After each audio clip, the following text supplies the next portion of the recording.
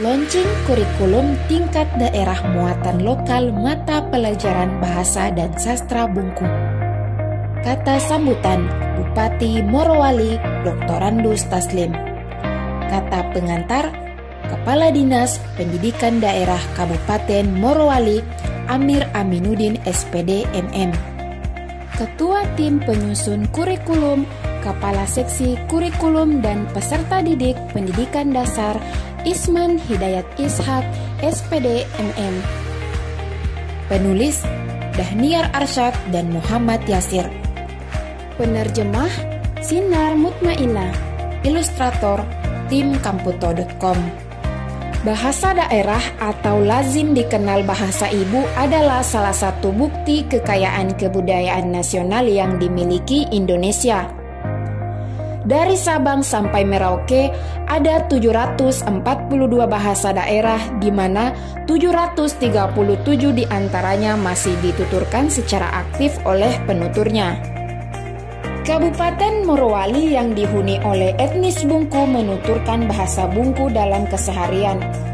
Bahasa ini adalah salah satu rumpun bahasa Austronesia yang memiliki beberapa dialek yaitu Ta'a, Merui, Routa, Tulang Batu, Torete, Landawe, dan Waya. Sayang, keberadaan bahasa Bungku saat ini masuk dalam kategori terancam punah yang disebabkan oleh beberapa hal. Pertama adalah populasi suku yang sedikit. Hal ini semakin diperparah oleh keadaan para penuturnya yang umumnya telah berusia sepuh. Sehingga, jika kondisi ini terus berlanjut, maka tidak akan ada pewarisan kebudayaan pada generasi selanjutnya. Kedua adalah kecenderungan orang tua milenial yang tidak mengajarkan bahasa daerah kepada anaknya. Para orang tua zaman milenial lebih memilih mengajarkan bahasa Indonesia secara langsung alih-alih bahasa daerah. Jika hal ini dibiarkan, maka tidak akan ada regenerasi bahasa pada generasi selanjutnya. Ketiga adalah adanya stereotip yang berkembang jika berkomunikasi menggunakan bahasa daerah adalah sesuatu yang memalukan. Di tengah kemajuan zaman saat ini, modernisasi membawa perubahan yang sangat pesat pada sektor kehidupan. Budaya populer kian hari kian menggeser kebudayaan lokal termasuk bahasa.